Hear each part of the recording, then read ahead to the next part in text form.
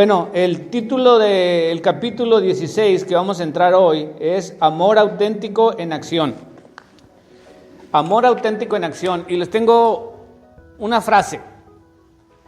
No hay nada que usted pueda hacer para que Dios lo ame más.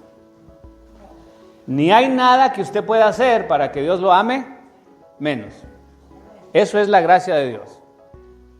Que somos amados no por lo que somos, por lo que hacemos, sino porque Dios decide amarnos. Amén.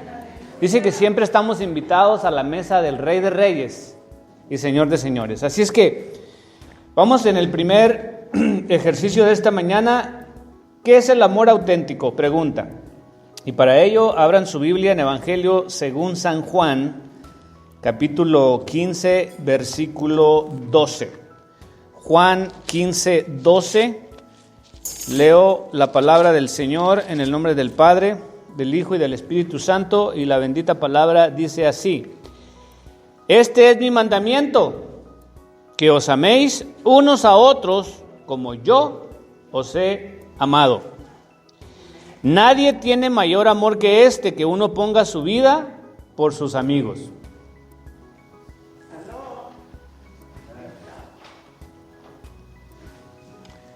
¿Cuál es el máximo sacrificio de amor, hermanos? Ahí lo leímos. Que uno ponga ¿qué?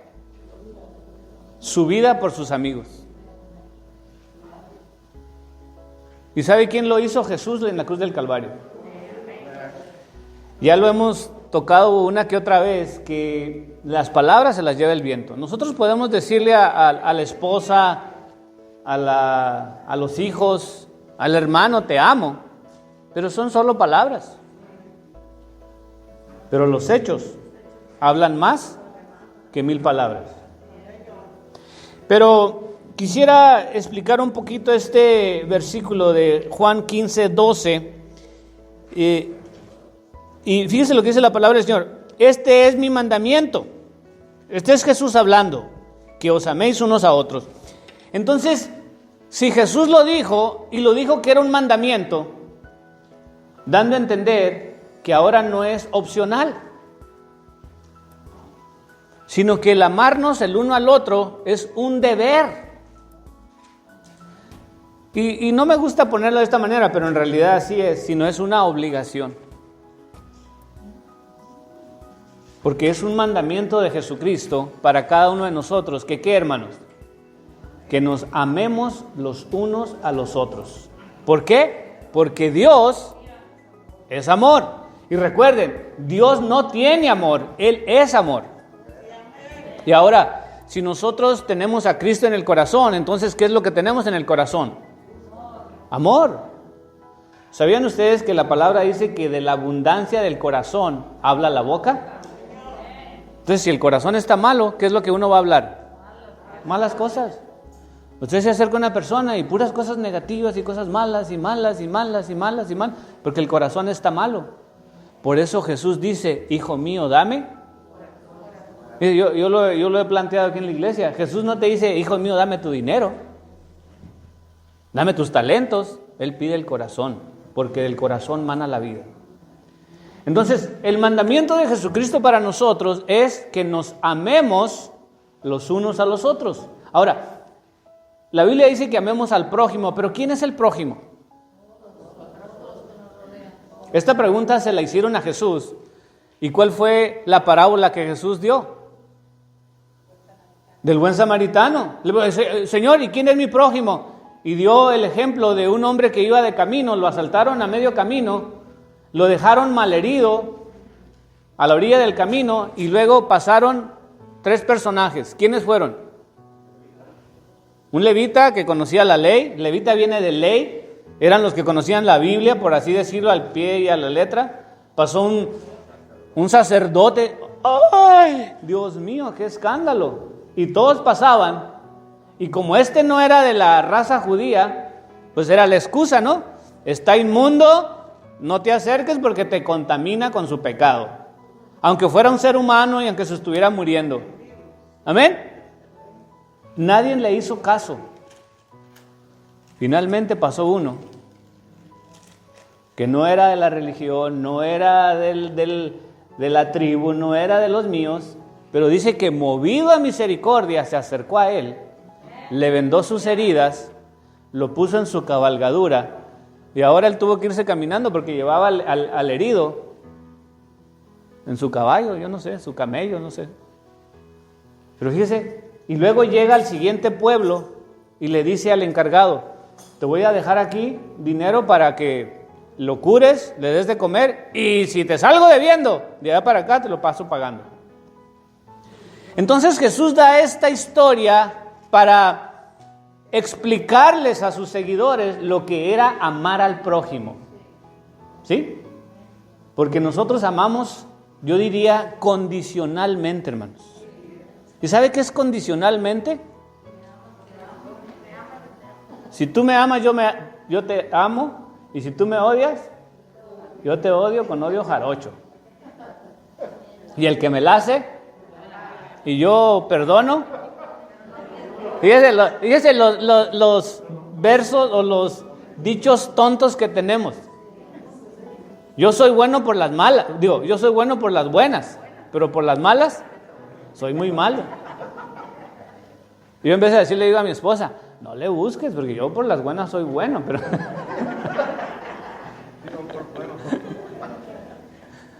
Pero ese era Jesús, hermano. Fíjense el mensaje de Jesús: un mandamiento nuevo os doy, que os améis los unos a los otros. Y esta es la característica del cristiano. Tiene que ser, hermanos, desde el primer día hasta 2021 años después, la característica de los seguidores de Cristo es que nos amamos los unos a los otros. En la iglesia teníamos antes las banderas de todos los países representados aquí, hermanos. Llegamos a contar, creo que 16 banderas. Parecían las Naciones Unidas, hagan de cuenta. Pero yo creo que así nomás con verlos el semblante, porque ya los conozco a la mayoría, yo creo que así fácil, aquí en esta mañana vemos como unas 7 o 8 naciones representadas aquí. Un servidor, yo soy de México, y dicen dicho que como México no hay dos. Fíjese, ahí empezó la cosa. Y aquí tenemos gente de El Salvador, de Honduras, de Guatemala, Nicaragua, Puerto Rico. ¿Se me pasó alguien? Colombia, Costa Rica. Sí, me lo sé todos. Ya dije El Salvador. Si Zulma es de allá, ¿cómo le voy a decir que no? Ahora, ¿cómo puedo yo amar a alguien que no compite conmigo? Y ahora imagínense que hoy en la noche hubiera un partido México-El Salvador o México-Guatemala y... Bueno, ustedes se sienten de aquel lado, los tricolores siéntense aquí conmigo y... Se diga que es bien fácil entrar en la división, pero hay algo que nos une, hermanos. Fíjese, ¿cómo nos llamamos los unos a los otros? Hermanos, si ni parientes somos. ¿No se ha puesto a pensar? ¿Cómo es que somos hermanos? Porque ahora, cuando usted aceptó al Señor, usted murió en el sentido espiritual, pero ahora en el poder de Jesucristo usted fue resucitado y recibió un hombre nuevo. La sangre de Cristo lo limpió y esa sangre es la que nos hace compatibles como hermanos. Entonces ahora por eso es que tenemos una necesidad de no solamente amar a los hermanos en la fe, sino de amar a todo el mundo. ¿Por qué? Porque de tal manera amó Dios al mundo que dio a su Hijo unigénito para que todo aquel que en él crea no se pierda, mas tenga vida eterna. ¿Sabían ustedes que ese es el corazón de la Biblia, Juan 3:16? Si toda la Biblia se resumiera en un solo versículo, sería Juan 3:16, donde da a entender que Dios es amor. Entonces, lo primero que aprendemos nosotros, hermanos, es que el amarnos el uno al otro es una obligación, es un mandato del Señor. Si usted no está amando, usted no está cumpliendo este mandamiento. Entonces, si no estamos obedeciendo, ¿qué estamos haciendo? Desobedeciendo. Ya no estamos siendo agradables delante del Señor. Pero concluyo, Juan 15, 12 al 14, estaba leyendo. Nadie tiene mayor amor que este, que uno ponga su vida por sus amigos. Y poner la vida, hermanos, poner la vida por sus amigos es dejar de ser en veces egocéntricos. todo tiene que ser para mi beneficio, todo tiene que ser para mi conveniencia, todo tiene que ser para mi gusto. Y yo digo que en el amor hay que en veces negarnos a nosotros mismos para poner a la otra persona. Hoy en día, hermanos, los divorcios están todo lo que dan. ¿Sabe cuál es la estadística de divorcios al día? Más o menos el 80% de las personas que se casan terminan divorciándose. 80%. Entonces, ¿cuál es el índice de supervivencia de un matrimonio? El 20%. Y eso, quién sabe cómo esté la estadística hoy en día. Y no voy a entrar en ese tema, pero hablando de que cuando se casan, pues es el juramento de amor eterno, ¿no? Porque dice, hasta que la muerte los separe. Y después dicen que hasta que el dinero los separe, hasta que la fama los separe, hasta que María los separe, o sabrá Dios cómo se llama la fulana o el fulano. Y se acabó. ¿Qué pasó? ¿Qué pasó con el amor? Fíjense rápido que se fumó. Todo lo que se dijeron en el altar se acabó.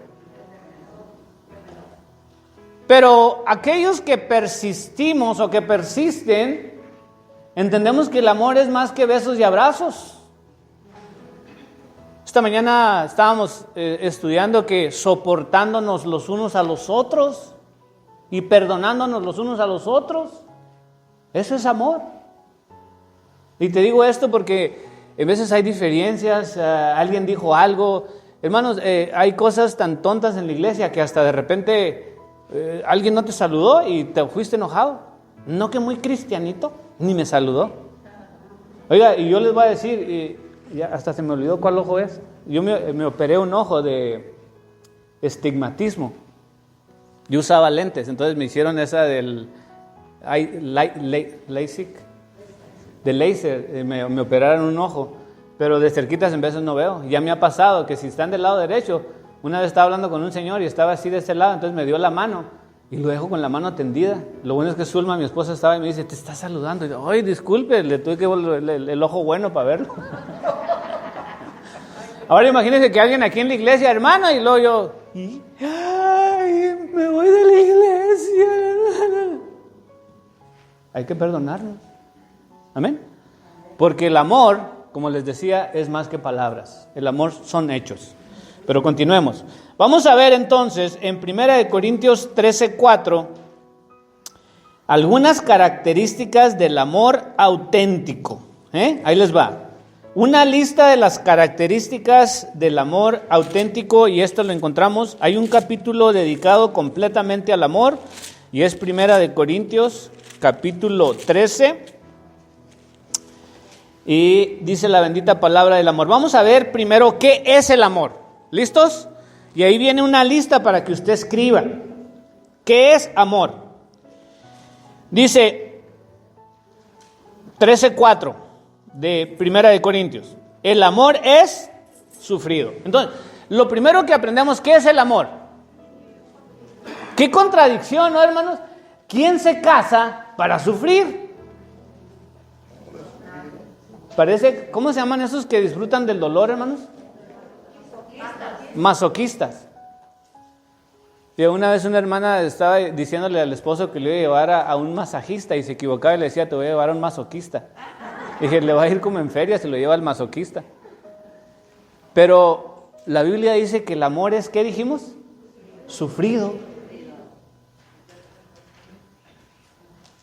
Jesús nos amó y tuvo que sufrir por nosotros. Yo se le estoy dando las características del amor auténtico, lo que es el amor. Y lo primero lo que encabeza la lista es que el amor es sufrido. ¿Qué más es el amor? El amor es benigno. Benigno proviene de bueno. El amor es benigno, hermanos. El amor siempre va a ser bueno. El amor siempre produce cosas buenas, no cosas malas. Entonces el amor es sufrido, número 1. El amor es benigno, número 2. El amor no tiene envidia. Ahora, vamos a hacer dos listas. Estamos haciendo de lo que es y de lo que no es. Este de no tiene envidia entra en lo que no es el amor. Si usted tiene envidia, eso no viene de Dios, porque Dios es amor, entonces Dios produce todo esto. Si usted tiene envidia, ¿de quién cree que venga la envidia? Del diablo. Que el Señor lo reprenda. ¿Saben ustedes por qué Satanás fue echado del cielo? Porque en el corazón de Satanás él dijo: subiré al trono y seré como el Altísimo. O sea, él quiso ser, envidió a Dios y fue echado fuera. Y dice que juntamente con él se trajo a una tercera parte de ángeles caídos, una tercera parte. Entonces la envidia, hermanos, no es amor. Eso no es amor, envidia. El sentir envidia. ¿Qué más? Dice, el amor no es jactancioso. ¿Qué es jactancioso? ¿Alguien me puede decir lo que se le viene a la mente rápidamente de jactancia? Que se jacta. Vanagloriarse. Jactancioso. Eso no es amor tampoco. El amor no es jactancioso. Continuamos. Dice, el amor no se envanece. Tampoco eso es amor, la vanidad, el envanecerse, cosas vanas, cosas que no tienen sentido. Y luego dice el 5, el amor no hace nada indebido, no busca lo suyo, no se irrita. Irrita podría ser como enojarse, ¿no? No se irrita. ¿Hay personas enojonas aquí en la iglesia, hermanos? Amén. Dice que el amor no se irrita. Pero ¿sabe qué? Le tengo un versículo para que no se me agüiten. Dice la Biblia que no se ponga el sol sobre vuestro enojo. Entonces Dios como que nos da chance de enojarnos, pero que no pase más de un día. Ahora imagínense los que están enojados con la esposa y ya tienen un mes que no se hablan. Dice la Biblia, no lo digo yo, que el amor no se ponga, que el sol no se ponga sobre vuestro enojo. Entonces te enojaste, tienes todo el día para estar digiriendo el enojo, y ya cuando te vas a acostar, como tú no sabes del día de mañana, ¿qué tal si esa noche, dice la Biblia, necio, hoy vienen a pedir tu alma y tú estás enojado? ¿Cómo te vas a ir enojado al cielo? Vas a llegar bien trompudo allá al cielo y no, ese no entra. Entonces, al final del día, tenemos que venir a cuentas con el Señor y a cuentas con las personas que estamos enojados. ¿Sí? El amor no se irrita, es lo que estábamos hablando. Dice, el amor no hace nada indebido, no busca lo suyo, no se irrita, no guarda rencor. ¡Wow! Oiga, eso lo deberíamos de estar leyendo más seguido, ¿no? Esta de 1 Corintios 13 del amor. No guarda rencor. Personas rencorosas, hermanos. Lo que les decía, que yo perdono, pero no olvido. No se me olvida. Dicen que los elefantes nunca se les olvidan las cosas. Y así estaremos nosotros para perdonar, que nunca se te olvida. Eso no es amor. Dice la Biblia que cuando nosotros somos perdonados de nuestros pecados, Él no se vuelve a acordar más de ellos. Son echados al fondo del mar. Imagínense un Dios que nos esté echando en cara todo lo que hemos hecho mal y que lo que nos ha perdonado. Pero Dios no es así. Él perdona y se acabó. Pero nosotros sí guardamos rencor. Qué difícil en veces se nos hace perdonar al prójimo, al hermano, a las personas que nos ofenden. Somos muy duros de corazón para perdonar. Y sin embargo, Dios a nosotros nos perdona. ¿Cuántas cosas? Esta mañana yo en el altar familiar con mis hijas y mi esposa les hacía una pregunta. ¿Qué es más fácil para nosotros ver? ¿Cosas buenas o las cosas malas en una persona? Las cosas malas. Y yo les comentaba a ellas, hace 3 años vino mi hermano de vacaciones, y como mis papás ya no viven, pues tenemos un tema en común que siempre tratamos de hacer plática de mis papás para recordarlos y tenerlos vivos en la memoria de ellos. Entonces, yo no sé cómo le menciono yo a mi hermano y le digo, oye, algo que siempre me molestó a mi papá, que mi papá no fue cristiano, o sea, iba a la iglesia, pero no era de bota, era de puro zapato. Y mi papá fumaba mucho y tomaba. No era tomador de todos los días, pero el problema de mi papá era que él empezaba a tomar y bien podía durar 3 meses tomando sin parar. Y en esa tomadera vendía la casa, empeñaba los carros, nos quedábamos en la calle. Y es algo que a mí como niño, si vieran cómo me molestaba, porque yo sentía la inseguridad en la familia. Así que con el vicio de mi papá, quedarnos en la calle 7. Entonces yo le hago ese comentario a mi hermano y luego mi hermano me dejó, hasta le tomó el café, dijo, pues ahí te va la respuesta. Y me dijo, ¿alguna vez viste a mi papá contando una mentira? Y yo pensé, jamás. Una mentira mi papá no se la decía a nadie. Dice, ¿alguna vez lo viste robando? O haciendo una tranza, hizo un negocio y nunca, la persona más recta del mundo. Y me empieza a decir todas las cosas buenas. Y yo decía, mi papá tenía como 98 buenas y 2 malas son las que más presente tenía yo en mi mente. Y yo creo que ustedes no han de ser muy diferentes. Ahora se ha puesto a pensar con esa esposa que está peleando todo el día, todas las cosas buenas que tiene, pero estas 2 son las que no lo dejan dormir. ¿Cierto o no? Dios prefiere ver lo bueno en nosotros, que es Cristo Jesús.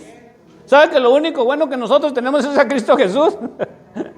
Amén. Cuando usted acepta a Cristo, eso es lo único que Dios ve en nosotros, y ahí en demás todo está echado a perder.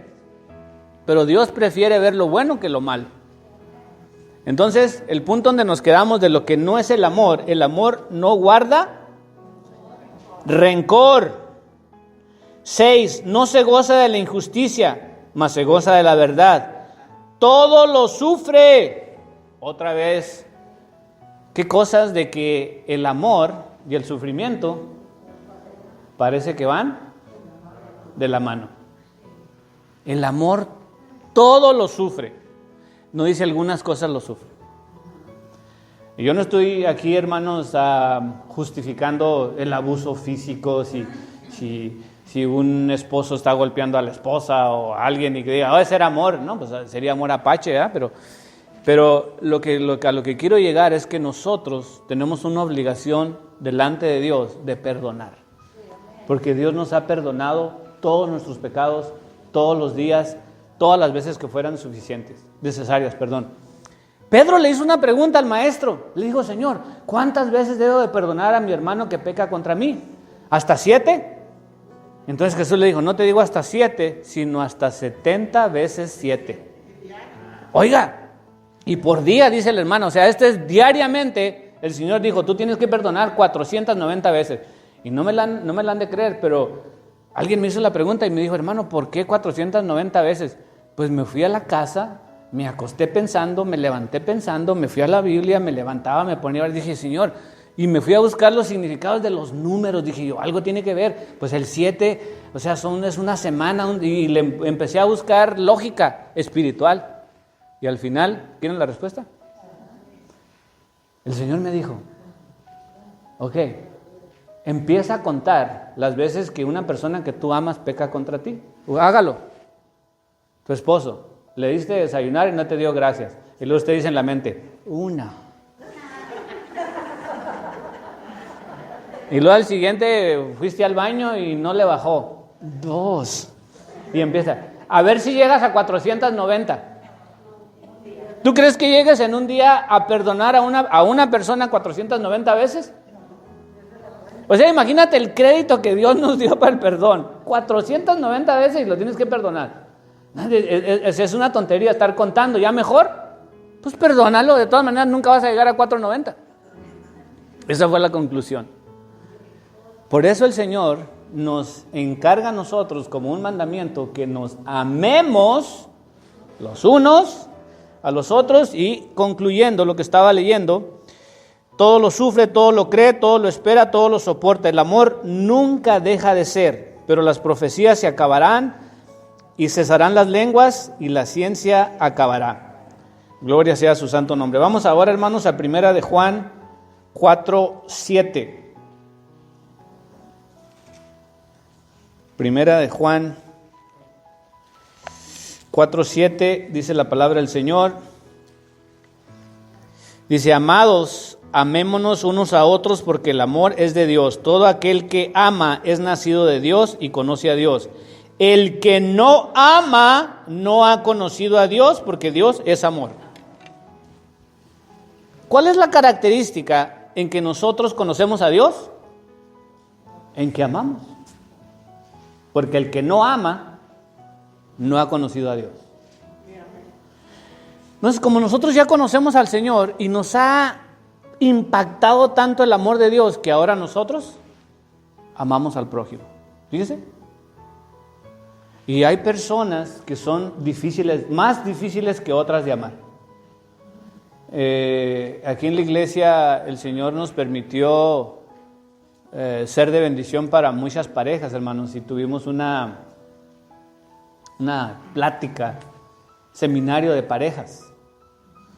Y les voy a decir bien rápido que uno de los puntos que le habla a la esposa y le habla al esposo. Y cuando le hablaba al esposo, en esta plática, decía que como la mujer fue sacada de aquí de la costilla, entonces la mujer necesita siempre estar en el hombre, encajada aquí, sí, que se sienta protegida, salvaguardada. Entonces cuando el hermano que estaba explicando esto, levanta la mano a un hermano y luego dice: hermano, ¿y yo a la mía cómo la voy a abrazar si parece cuerpo espín?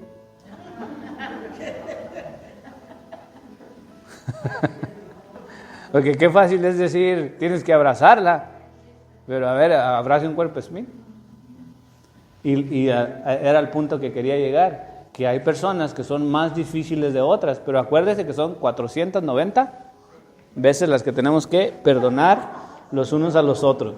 Entonces, lo que estábamos leyendo en Primera de Juan 4:7, amados, amémonos unos a otros, porque el amor es de Dios. Todo aquel que ama es nacido de Dios y conoce a Dios. El que no ama no ha conocido a Dios, porque Dios es amor. En esto se mostró el amor de Dios para con nosotros, en que Dios envió a su Hijo unigénito al mundo para que vivamos por Él. En esto consiste el amor, no en que nosotros hayamos amado a Dios, sino en que Él nos amó a nosotros y envió a su Hijo en propiciación por nuestros pecados. ¿Qué fue lo que hizo Dios para demostrar su amor por nosotros, hermanos? No solamente su Hijo, su unigénito, dando a entender, su único Hijo lo da por nosotros. Este ejercicio lo hemos hecho anteriormente, pero piense lo que le voy a preguntar. Los que tienen hijos o hijas, ¿cuántos estarían dispuestos ahorita mismo en la corte de aquí de PAM, la Corte Suprema o lo que sea? Hay muchos criminales que están sentenciados a muerte. ¿Cuántos de ustedes estarían dispuestos a llevar a su hijo o a su hija y decirle al juez: señor juez, deje ir al criminal y aquí está mi hijo o mi hija para que lo siente en la silla eléctrica o en la cámara de gas? Levanten la mano los que están dispuestos para mandarle la carta. Eso fue lo que Dios hizo por nosotros. Que nosotros éramos criminales. La Biblia dice que la paga del pecado es muerte. Entonces, todo el alma que pecare ciertamente morirá. Y lo que está diciendo la Escritura es que todos los que cometemos pecado, lo que nos espera es la muerte. Por eso era necesario que Jesús viniera a morir por nosotros, los pecadores. Él pagó por nosotros. Amén. Entonces imagínense, el amor de Dios no dijo los amo mucho, sino que envió a su Hijo, dice, en propiciación por nuestros pecados. Y Jesús no vino de viaje ni de vacaciones, sino Jesús vino a morir en una cruz del Calvario. Y dice que por su llaga fuimos nosotros curados. Él llevó nuestras enfermedades, nuestras rebeliones. Él cargó sobre Él todo esto, hermanos. Al punto que Dios Padre dice que no soportó verlo. No era que muchas personas creen que Dios Padre no aguantó el sufrimiento de Jesús. Lo que Dios no soportó era el pecado que estaba sobre Jesús. Porque Dios ya sabía que iba a sufrir. Pero lo que Dios no soporta es el pecado, hermanos. Por eso fue que Jesús dijo en la cruz del Calvario, Elí, Elí, lama sabactani, que traducido en español quiere decir, Dios mío, ¿por qué me has desamparado? ¿Por qué me has abandonado? Porque dice que Dios se dio la espalda. No por el sufrimiento, sino por el pecado. Era tanto pecado que Él llevó, y Dios, es un Dios santo, y sin santidad nadie verá al Señor. Todo ese sacrificio fue por amor a nosotros. Yo estaba en la mente de Jesús cuando Él estaba muriendo en la cruz del Calvario. Eso es amor, hermanos. Hablando del amor. Y ahora nosotros no somos capaces de perdonar a la persona que no me saludó, o que se llevó la pupusa de queso que tú querías y te dejó la revuelta. Amén. ¿Qué cosas tan... Se sentó en tu silla. Esta silla es mía. O cualquier cosa. El diablo está buscando una rendija para venir a sembrar la discordia. Amén. Pero dice la Biblia, nosotros plantados como sobre la roca que es Cristo, la fundación, dice, no nos dejemos mover tan fácilmente de nuestro modo de pensar. Gloria al Señor. Así es que, un versículo más.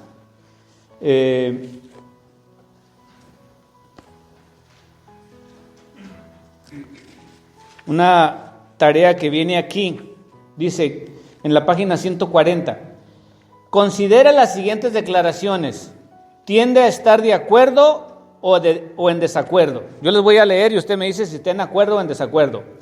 El amor es una acción, no una emoción. ¿Están de acuerdo o en desacuerdo?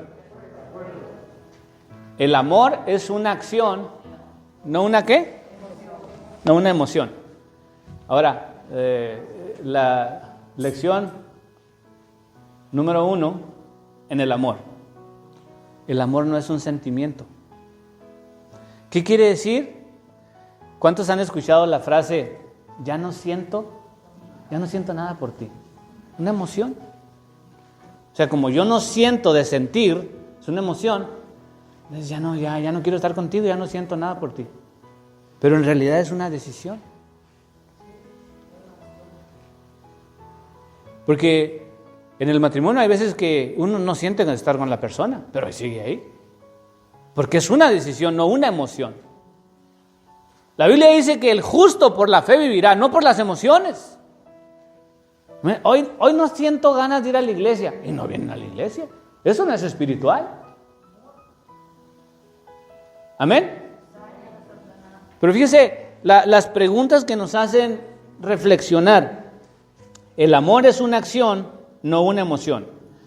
Si doy suficiente amor, no es necesario recibir amor. ¿Están de acuerdo o en desacuerdo? Si doy suficiente amor, no necesito recibir amor. ¿Ustedes están de desacuerdo? ¿De acuerdo?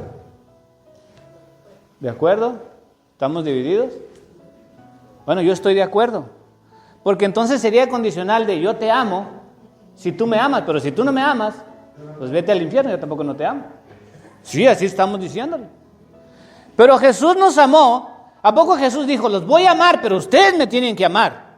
No dijo eso. Pues Él nos amó y está esperando que nosotros le amemos de regreso. O sea, que le correspondamos a su amor, ¿cierto o no? Pero nosotros estamos acostumbrados al yo te amo si tú me amas. Amén. Entonces, para concluir la lista, dice, Dios es amor, es amoroso y es el amante celoso de mi alma. ¿Están de acuerdo? Pues ese sí es, todos de acuerdo. No tienes que agradarme, pero sí tengo que amarte. Amén. ¿De acuerdo? No tienes que agradarme, pero sí tengo que amarte. De los cuerpoespines que les estaba hablando.